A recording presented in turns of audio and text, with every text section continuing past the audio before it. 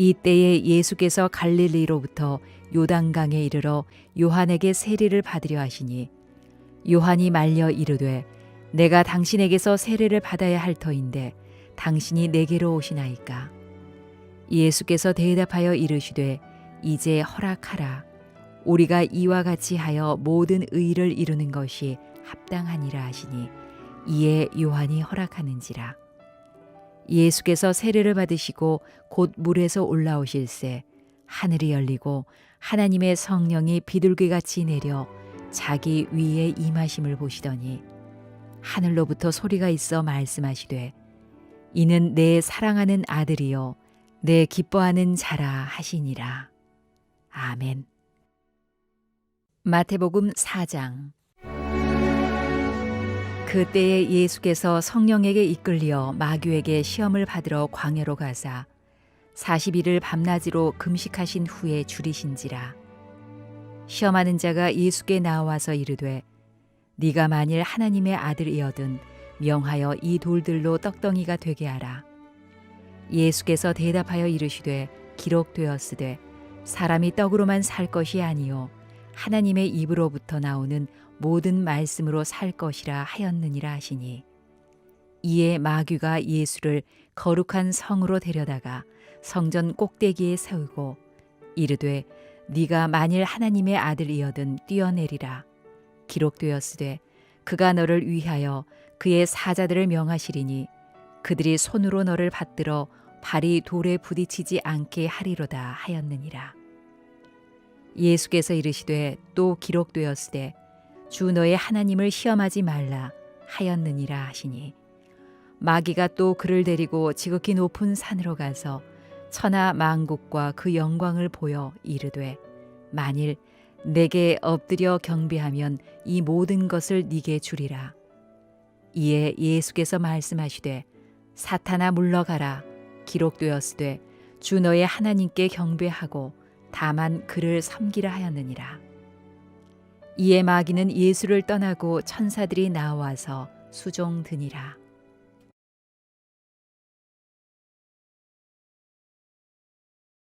아멘. 이 말씀들을 새벽에 다 담아내기에는 어려움이 좀 있겠죠. 그리고 각자가 또 주시는 묵상 중의 메시지가 또 다를 거다라고 봅니다. 전체적인 맥락 안에서 시험을 어떻게 이기는지 보시면 뭘로 이기시죠? 주님이 말씀으로 이기신다라고 하는 것들이 우리에게는 큰 그림 중에 되게 중요한 그림이고요. 그리고 저는 13절, 14절,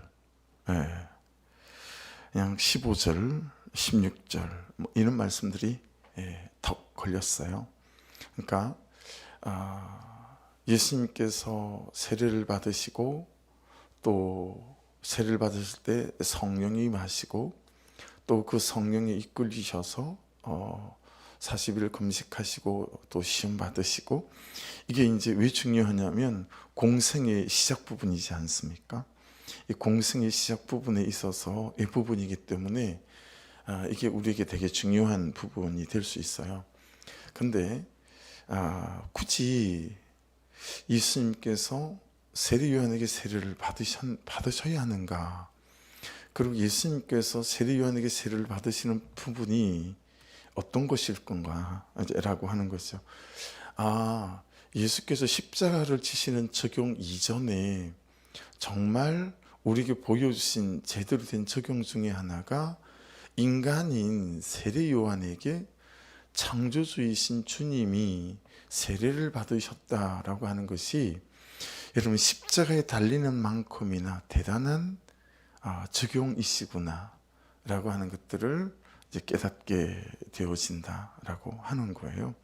그래서 그냥 그 대목에 저희 오늘 묵상의 포커스가 좀 있습니다. 그래서 13절에 이때에라고 시작되잖아요. 이때 예수께서 갈릴리로부터, 이제 이때에는 어제 말씀이죠. 어제 세례 요한이 막 외치지 않습니까? 광야에 외치는 자의 소리라고, 그죠? 회개하라, 천국에 가까웠다. 회개 합당한 열매를 맺어라. 야, 도끼가 남이 빗둥이에 바로 있다. 그냥 여차하면 그 도끼가 이 나무를 찍을 거다. 뭐 이런 거 아니겠어요? 예수님의 공생애가 31살로부터 시작됐으니 여러분 사실 이건 이스라엘 사람들에게는 진짜 코앞이었죠. AD 31년이라고 보면 AD 70년에 로마에 의해서 이스라엘이 멸망당했으니까요. 그냥 그날로 1948년 8월 13일 독립할 때까지 어쩌면 나라가 흔적도 없이 없어진 그런 거 아니겠어요? 그러니까 그 세례 요한의 외침 후를 말하는 겁니다. 천국이 가까웠다 말하고 회개합당한 열매를 맺어라 그러고 임박한 진노를 피하라 그러고 막 그런 거죠. 어제 말씀에서 제가 가장 마음을 좀 흔들었던 말씀 중에 하나는 그 8절 9절이었어요. 회개합당한 열매를 맺어라. 속으로 아브라함이 우리 조상이라고 생각하지 말아라. 이 선민사상이라고 어제도 우리가 말씀을 나눴잖아요. 제기에 적용하고 우리 교회에 적용하니까 이런 거죠. 큐티하는 교회, 큐티하는 사람, 그죠? 우리는 큐티한다 아닐까 싶었어요. 근데 큐티는 하는데 뭐가 없는 거죠? 회개합당한 열매는 없는 거예요.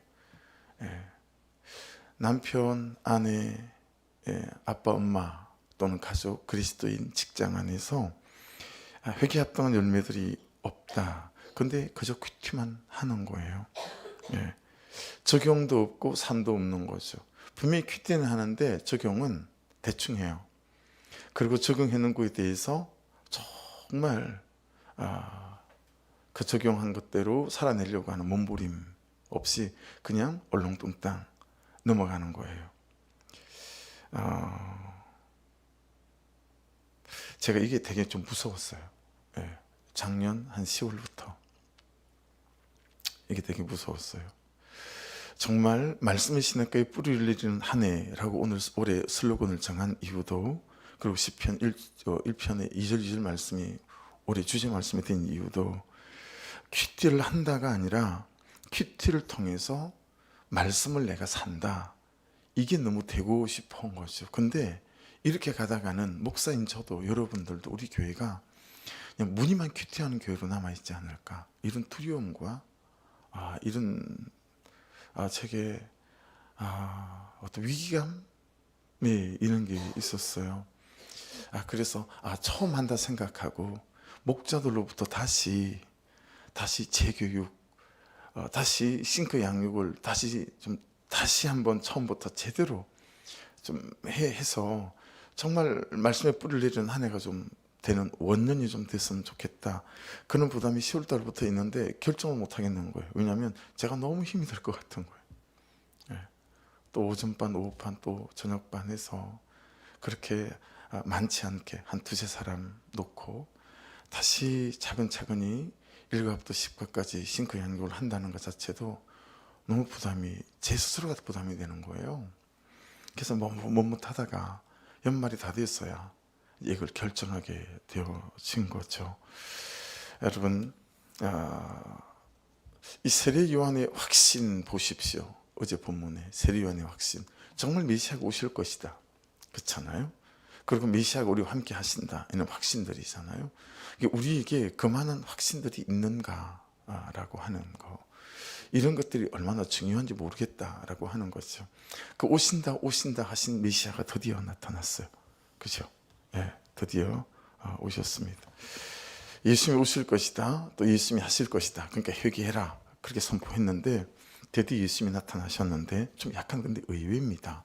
왜냐하면 계속 세례 요한이 뭐라고 외쳤죠? 심판의 주로 오실 것이다 라고 외치지 않았습니까? 심판의 주로 오실 것이다. 도끼가 나무 밑둥에 놓였다, 여차하면 찍혀 베어질 것이다. 그러니까 임박한 진노가 임했으니까 회개해라. 근데 심판의 주로 나타나신 것이 아니라 세례를 받는 것으로 시작하신다 라고 하는 것이 말씀을 묵상하며 약간 의외다라고 우리가 볼 수 있죠. 자, 여러분, 이런 거죠. 예수님의 공생의 시작, 그죠? 예수님의 공생의 시작, 모든 사역의 시작은 예수님이 이 세상의 관계와 질서 속으로 들어오시는 것부터였다라고 하는 것입니다. 이건 대단히 중요한 안목입니다. 이건 대단히 중요한 안목입니다. 왜냐하면 이게 되어졌기 때문에 그 뒤에 시험들을 이겨나갈 수 있는 거구나 라는 통찰이 생겼기 때문에 그렇습니다. 여러분, 이것이 이제 그리스도인의 올바른 삶의 시작일 수도 있고 사역의 시작일 수도 있고 그런데요, 여러분, 우리를 훈련시키는 것 중에서 질서보다 위대한 것이 없다라고 하는 거죠. 그래서 하나님께서 부여해 주신 우리의 삶에 여러 가지 질서가 있어요. 그렇죠? 아내와 남편 때문에 질서들이 있잖아요. 여기에 이제 순종한다라고 하는 것은 자기를 버리는 것이기도 하고, 그리고 그 자체가 십자가를 지는 삶일 수 있어요. 그렇죠? 여러분, 남편 때문에 질서에 순종하는 건 뭐예요? 내 몸보다 아내를 더 아끼는 거 아닙니까? 그렇죠? 그러면 아내의 질서에 순종하는 삶은 또 어떤 것이요? 남편을 머리로 인정하는 거죠. 그렇죠? 남편을 머리로 인정하는 것입니다. 가정에서 부모와 자식들 간의 질서도 있죠. 여러분, 우리 부모가 힘든 이유는 이제 이런 질서들을 온전히 가르치지 못하는 이유고, 이런 질서를 온전히 가르치지 못하는 이유는 내가 그런 질서에 순종하는 삶을 자식들에게 보여주지 못하고 있기 때문에, 내가 남편 같지 않고 아내 같지 않고 엄마 같지 않고 아빠 같지 않으면서 넌 자식 같아야 한다 라고 말하는 삶은 될 수가 없지 않겠습니까? 그러니 여러분, 자식 교육 잘하겠다라고 하면서 사실은 내게 주신 질서에 순종하지 않는 삶, 어불성설이죠. 있을 수가 없는 일이다. 그래서 정말 십자가 지는 삶 자체가 순종해 나가는 건데, 이게 여러분 뒤에 계속 나오는 시험과 연결되어지는 거라니까요. 내가 순종해야 될 관계와 질서는 어떤 게 있는가? 이거 우리 이 예수님의 공생의 시작이 세례 요한으로부터 세례를 받는 것부터 시작이다. 이걸 보면 이게 만만치가 않아요. 이 대목이. 그래서 여러분, 항상 자주 말씀드리지만 남편의 인격, 상사의 인격 때문이 아니고 하나님께서 허락하신 질서이기에 순종해가는 것을 잘 배워야 된다라는 거죠. 그러니까 여러분, 그분의 인격에 순종하지 말고 하나님이 세우신 역할에 순종하는 것을 배우는 은혜가 있기를 주의 이름으로 축복합니다. 이게 있지 않으면 여러분, 하나님 안에서도 그렇고 가정 안에서도 그렇고 공동체 안에서 하나님의 나라와 공동체가 세워져 가기는 상당히 어려운 거죠. 그래서 우리는 인격 때문에 순종하는 것이 아니고 하나님이 세우신 역할에 순종해 가야 한다라고 말씀은 우리에게 항상 말씀합니다. 오죽하면 예수께서 세례 요한에게 여러분 세례를 받겠어요. 여러분, 세례의 의미가 무엇입니까? 세례, 우리가 3번 물에 담그는 이유가 뭐죠? 원래 우리 교단도요, 침례를 원칙으로 합니다.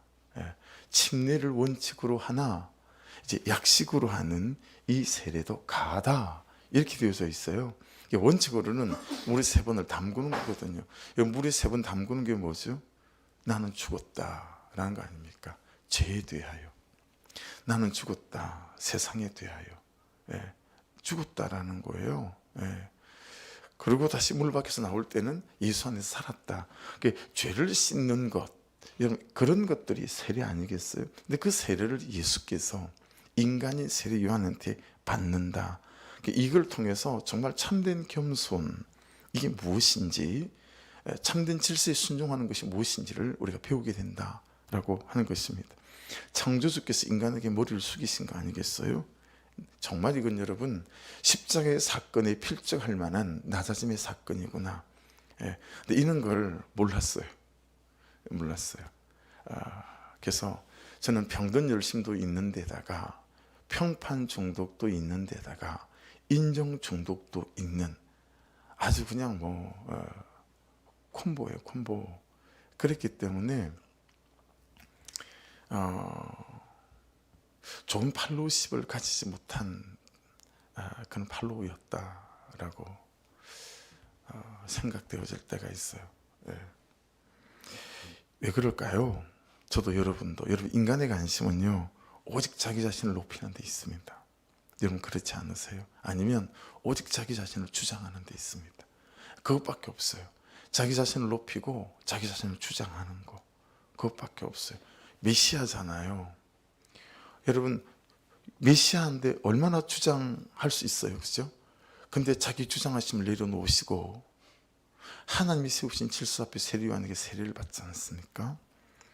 부부 사이 갈등이나 싸움, 공동체에서 어려움은 오직 자기 자신을 굽히지 않는, 여러분, 자기 주장 여기 있잖아요. 예. 자기가 생각하는 관점, 자기가 생각하는 가치관, 옳다 생각하는 그거 내려놓기가 너무너무 어렵잖아요. 예. 제가 최근에 말씀을 묵상하다가 발견한 죄 항목이 하나 있었어요. 잠깐 잊어버렸어요. 근데 어제 새벽에 말씀을 전하고 기도하다가 이 잊어버린 죄가 이렇게 떠올랐어요. 예. 그래서 얼른 제 휴대폰에다가 이렇게 기록을 했어요. 제 휴대폰에 기록한 대로 말씀드리면 불편한 것을 못 참는 죄. 예. 그렇게 휴대폰에 기록을 해서 불편한 것을 못 참는 죄. 여러분, 제가 못 참는 불편함은 사람이 아니에요. 전 사람 잘 제끼기도 하고요. 그리고 어떤 때는 잘 인내하고 그냥 포용하기도 하고, 네. 참다 안 되면 투명인간, 여러분이 하시는 것처럼 투명인간 취급하는 것도 제 나름 일가견이 있습니다. 그리고 사람을 제끼는 것도 나름 일가견이 있고요. 그런데 또 품을 사람들은 또 끝까지 품는 것도 또 있지요. 근데 제가 못 참는 진짜 불편함은 환경입니다. 환경이나 어떤 현실들, 좀 지저분하고 쓰기에 불편하고 보기 안 좋잖아요. 그럼 저는 망치를 듭니다.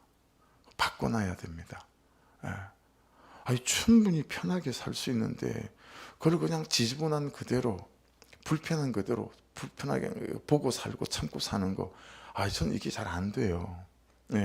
그러니까 그냥 뚝딱뚝딱뚝딱 또 고쳐야 되는 거예요. 편하게 막 해야 되는 거예요. 성도들이 불편하게 사는 거 제가 되게 어려운 거죠. 목장하는 7개 공간이 있어야 되니까 지난주에 여러분 목요일 금요일 이때는요, 제가 지난주 토요일은 새벽 4시 반부터 일을 했어요. 철야했죠. 그 다음에 근데 뭐 1시 2시에 사지 않았겠어요. 4시 반 일어나가지고 4시 반부터 옥상에서 그 지붕 위에 올라가가지고 비 한 세게 해야 카펫을 까니까, 그래서 카펫 깔 시간이 안 돼가지고 교회 자매 중에 하나한테 또 카펫을 좀 깔으라고 얘기도 좀 하고 뭐 그런 거예요. 근데 여러분, 이게 왜 죄로 발견이 됩니까? 이게 왜 죄 항목이 될까요? 제 휴대폰에 기록한 대로, 제가 깨닫게 하신 대로 적어놓은 대로 그대로 옮겨 읽어드리면, 불편한 것을 참아야 하는 이유는 더 중요한 것이 있기 때문이다. 이게 제가 그대로 적은 거예요. 더 중요한 것에 내 시간과 열정을 쏟아야 하기 때문에 내가 불편한 걸 참아야 된다는 거죠. 여러분, 더 중요한 게 뭐겠어요? 이 건물의 시작은 더 높은 부르심이에요. 더 높은 부르심은 뭐죠? 여러분, 불편함을 참고 그나마 그냥 버틸 만하면 버티고 견딜 만하면 버티고 살아야 하는 이유가 무엇이겠습니까? 더 중요한 것이 있기 때문이에요. 더 중요한 것은 뭐죠? 영혼을 구원하고 사람을 살리고, 그러기 위해서 사람을 돌아보는 것들 아니겠습니까? 그렇죠? 그러니까 여러분, 더 중요한 것이 내 시간과 열정을 쏟아야 하는 거죠. 이해되셨죠? 근데 저는 그 더 중요한 것에 시간과 열정을 쏟아야 되는 내 시간과 열정을 불편한 게 있으면 못 참는 거예요. 이걸 뚝딱거리고 앉아 있어야 되는 거예요. 그러니 이게 저에게 죄의 항목으로 발견이 되어지더라 라고 하는 것입니다. 여러분이라고 다르실까요? 여러분, 그리스도인에게 진짜 제일 더 중요한 것은 영혼 아니겠습니까? 사람 아니겠어요? 거기에 시간과 마음과 삶을 써야 하는데, 조금만 불편하고 조금만 부담되면 우린 그것을 못 참습니다. 그렇죠? 그래서 그냥 던져버려요. 내려놔 버려요. 언제든지 우리는 준비되어 있어요. 조금만 불편하고 부담이 되면. 그래서 여러분, 목사여도요, 성도들이 불편하는 기색이 역력히 보이는 게 눈에 다 보이잖아요. 그러니까 그런 것 때문에 이렇게 일을 시키기가 부담스러운 거죠. 그래서 제가 부족해서 그럴 수도 있긴 하지만 어지간하면 제가 하려고 그냥 합니다. 왜냐하면 싫어하니까, 부담스러워하니까. 굳이 그냥 그는 부담스러운 관계로 관계하고 싶지 않은 거죠. 여러분, 예수님 왜 세례 요한에게 세례를 받으십니까? 창조주가 구세주가 메시아가 죄인된 인간이 왜 세례를 받으실까요? 인간에게 더 중요한 것 때문입니다. 더 중요한 것이 무엇입니까? 영원 말입니다. 예수님께서 구원하실 그 죄인들 때문에 예수님께서 질서에 순종하는 모습을 보여주셨다라고 하는 것입니다. 그래서 우리 소망의 교회 사역의 핵심은 여러분 딱 두 가지입니다. 목장 안에서 말씀을 삶으로 살아내는 것을 깊이 있게 나누는 거예요. 또 1대1로 큐티들을 나누고 가만 큐티로 그렇게 말씀을 삶으로 가져가는 거. 우리 교회 핵심 사역 중에 그죠? 하나이죠. 다 무엇과 관계 있는 거죠? 내 영혼과 그의 영혼, 내 구원과 그의 구원과 관계 있는 일들 아니겠습니까? 해서 새벽에 나온 목자들 또 온라인으로 설교를 듣는 목자들에게 특별히 부탁드립니다. 목장 나눔 중에 목원들의 힘듦, 아픔, 삶의 무게, 고통, 한숨, 염려 이런 것들이 고스란히 목장 보고서에 잘 기록되어 올라왔으면 좋겠어요. 목자들에게 정말 부탁드립니다. 그래야 영혼을 온전하게 돌아볼 수 있습니다. 그 목장 보고서를 제가 보고 그냥 이런 어려움이 있는지 저런 어려움이 있는지 이게 목장 안에서 나누어져야 되지 않겠어요? 그리고 그걸 목사가 봐야 되지 않겠냔 말이에요. 그리고 그를 신방하고 기도하고 중보하고. 근데 너무 목장 보고서가 대충이에요. 그냥 목장 보고서가 그냥 똑같아. 그냥 1년 12달 똑같아요. 이게 목자들이 정말 이걸 좀 신경을 썼으면 좋겠다. 이게 이 영혼을 돌보는 일과 너무 결부가 되어지는 거 있죠. 여러분 누군가에게 엎드린다라고 하는 것은 참 죽을 것 같은 순종이에요. 그 질서에 엎드린다라고 하는 게 참 쉽지 않은 것 같아요. 부모, 배우자, 또 상사에게 엎드리는 것도 힘들고 어렵고 더더구나 나보다 인격적으로 못해 보이면 이 제가 저게 또 발견되는 거 있죠. 그래서 제가 목사님들 모임에 잘 안 나갑니다. 거의 안 나가잖아요. 이제 거의 올해 감찰장이 돼서 나가는 것들이 있지만 제가 거의 나가지 않아요. 그게 그분들의 부족함 때문이 아니고 저의 부족함 때문이라는 걸 이제 깨닫게 되어지는 거죠.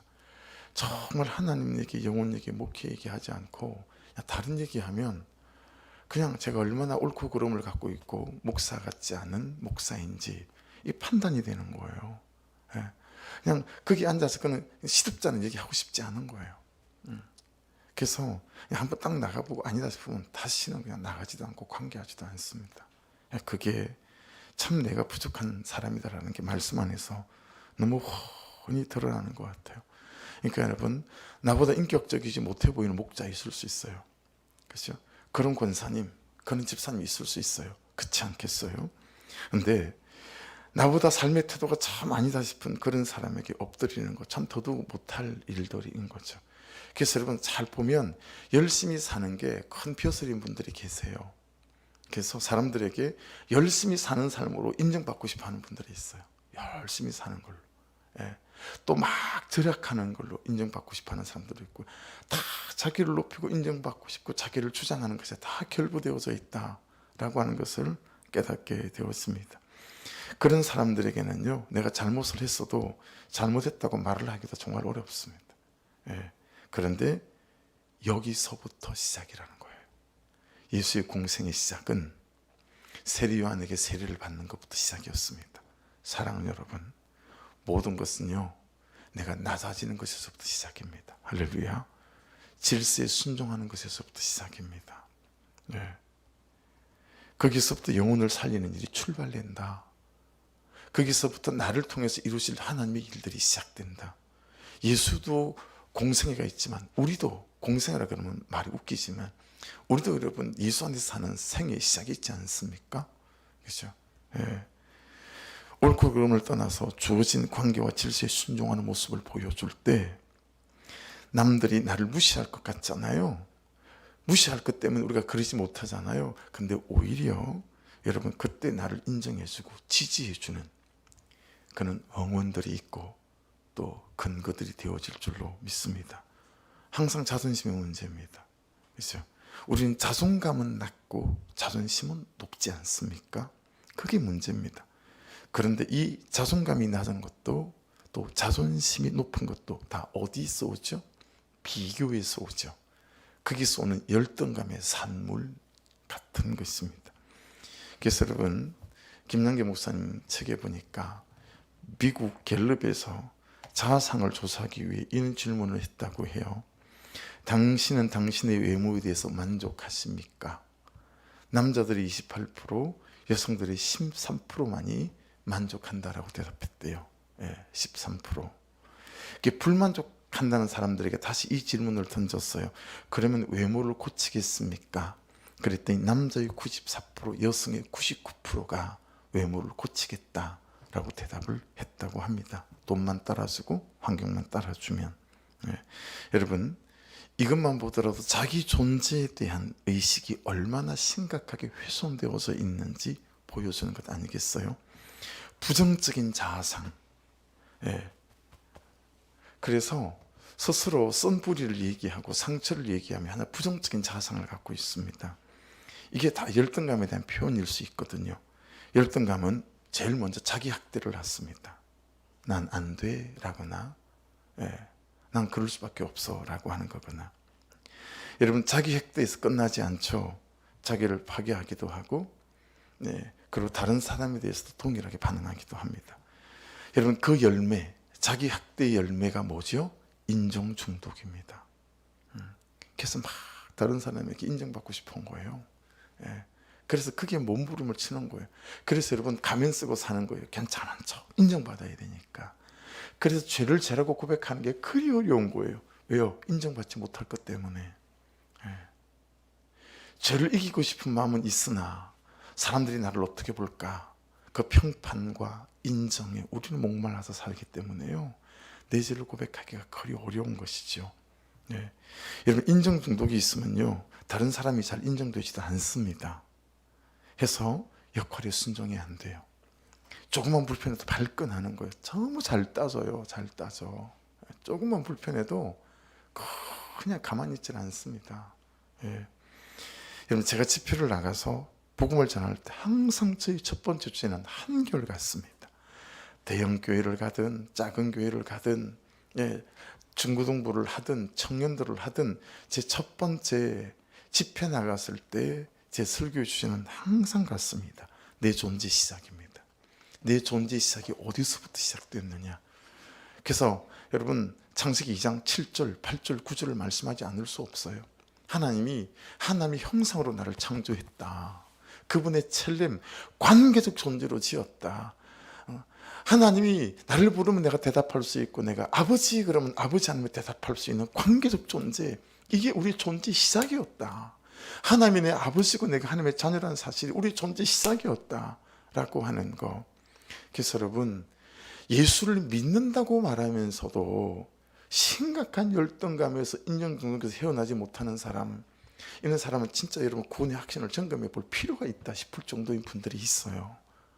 하나님의 자녀가 되었음에도 불구하고 그냥 여전히 다른 세상에 다 붙잡혀 있다라고 하는 것입니다. 성 어거스틴이 그랬대요. 하나님의 형상으로 지어진 자신의 존재에 대해 감탄이 안 된다면 그것은 구원의 확신을 점검해 봐야 될 문제라는 거예요. 내가 하나님 형상으로 창조됐다, 하나님 내 아버지라는 사실에 대해서 내 스스로에 대해서 감탄되어져야 된다라는 거예요. 어디 좋은 경치 가서 우와 이거 말고 내 자신에 대해서 감탄되어져야 된다라는 거예요. 근데 이 감탄하지 못하게 만드는 이 존재를 어그러뜨리고 망하게 한 게 뭐예요? 죄란 말이에요. 죄.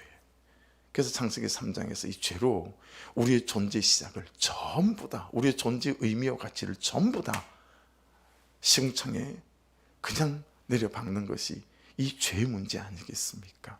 그죠? 그래서 여러분, 예수가 다시 나의 구주가 되어지면 이 감격이, 이 감탄이 우리를 사로잡아야 되는 게 맞는 거니까요. 근데 여전히 우리가 세상에 안 된 것, 없는 것 때문에 어려워한다면 우리의 구원의 확신이 참 점검되어져야 된다라는 어거스틴의 말이 저는 절대 심한 말이 아니다라고 생각합니다. 여러분, 하나님의 자녀인 나는 하나님이 보시기에 심히 좋은 사람이고 좋은 인물인 줄로 믿습니다.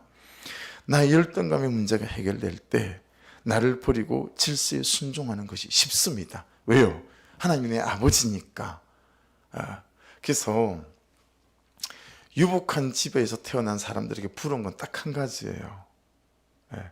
그런 사람에게는 여러분 여유가 있습니다. 마음에. 그런 거 겪어보신 적 없으세요? 사람이 막 이렇게 꺾여 있지 않아요. 그냥 말을 왜곡되어 듣지 않아요. 근데 우리는 무슨 말을 한마디 하면 이것 봐라 뭐 이렇게 되지 않으세요? 여러분 안 그러세요? 우리는 괜히 약간 뒤틀려 있어요. 그래서 말을 편하게 못 알아들어요. 이상하게 다른 식으로 그냥 나한테 그 말이 들어오는 순간 그냥 그 말이 이상하게 해석되어지죠. 근데 여러분 평강하게 좀 자란 사람들은 그렇지가 않은 것 같아요. 그냥 말을 말 그대로 그냥 왜 말에 잘 상처도 받지 않는 것 같아요. 그거 한 가지는 참 부러운 것 같아요. 여러분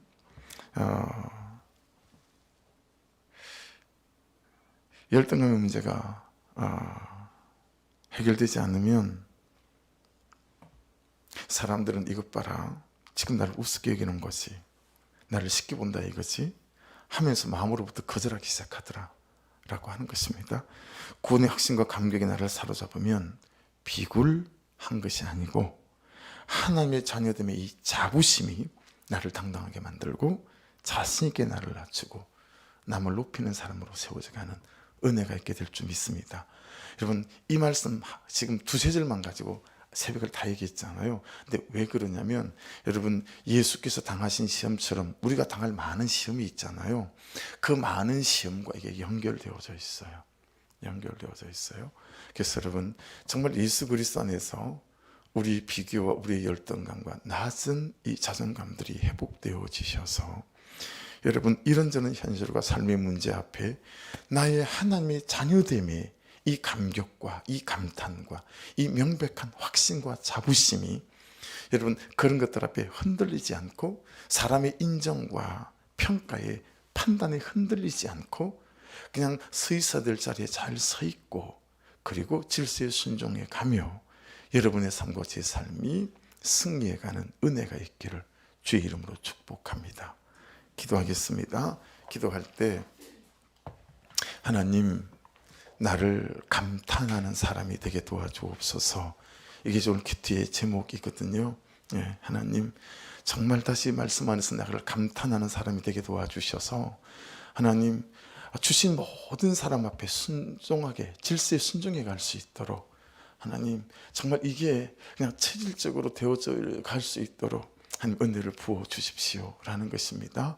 그래서 거기서부터 모든 예수의 공생의 시작이었고 내 삶의 시작이다 라는 것에 기억하시며 기도하시면서 오늘도 가정 안에서 또 여러분의 직장 안에서 또 공동체 안에서 내가 순종해야 될 지시는 어떤 것인지를 돌아보시면서 주어진 질서에 잘 순종해 가시는 저와 여러분 될 수 있기를 바랍니다. 우리 주여 한번 부르고 기도하시고 재리 집사님들 또 우리 김원경 선교사님 위해서 기도해 주시고 그리고 예배 밖에 있는 분들 그리고 지금도 또 말씀과 싸우느라 막 힘이 든 분들이 있습니다. 그분들에게도 하나님 은혜를 공급하여 주옵소서. 주여 한번 부르고 기도합니다. 주여 하나님